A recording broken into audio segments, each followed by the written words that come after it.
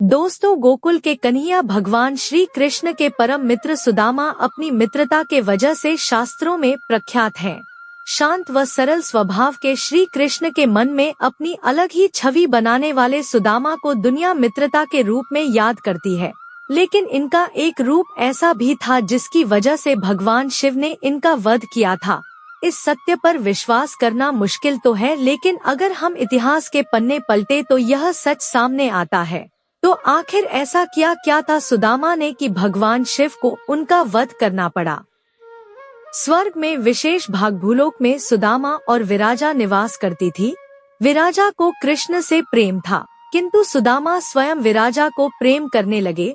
एक बार जब विराजा और कृष्ण प्रेम में लीन थे तो स्वयं राधा वहां प्रकट हो गई और राधा ने स्वयं भूलोक से पृथ्वी पर निवास करने का श्राप दे दिया।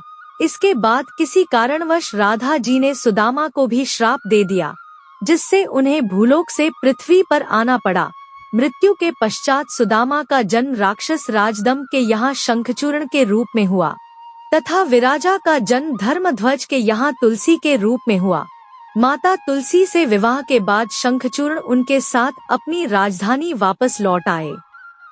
कहा जाता है कि शंखचूर्ण को भगवान ब्रह्मा का वरदान प्राप्त था और उन्होंने शंखचूर्ण की रक्षा के लिए एक सुरक्षा कवच भी दिया था और साथ ही यह भी कहा था कि जब तक तुलसी तुम पर विश्वास करेंगी तब तक कोई तुम्हें जीत नहीं पाएगा।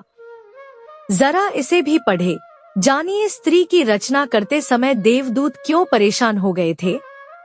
इसी कारण शंखचूर्ण धीरे धीरे कई युद्ध जीतते हुए तीनों लोकों के स्वामी बन गए।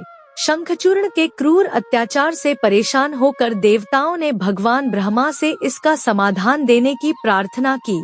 ब्रह्मा ने इस विषय पर भगवान विष्णु से सुझाव लिए जाने की बात पर देवतागण भगवान विष्णु के पास गए।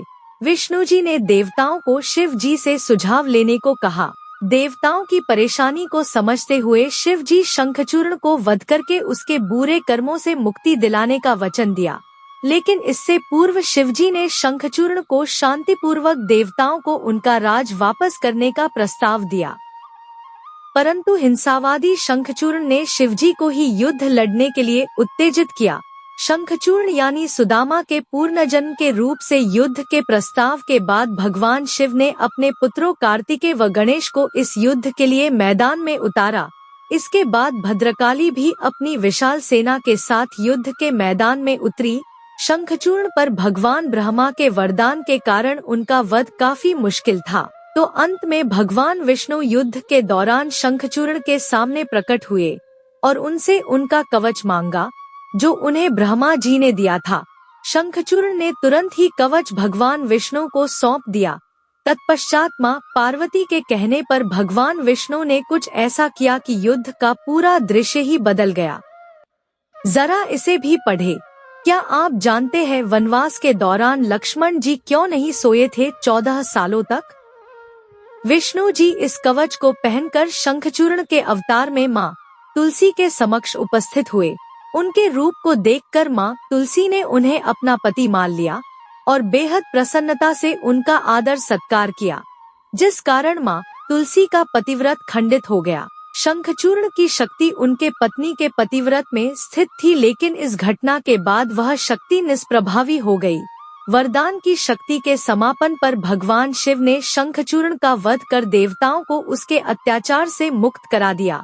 तो इस प्रकार सुदामा के पुनर्जन्म अवतरण शंखचूर्ण का वध भगवान शिव के हाथों हुआ। दोस्तों, वीडियो पसंद आया हो तो वीडियो को लाइक और शेयर करें। धन्यवाद।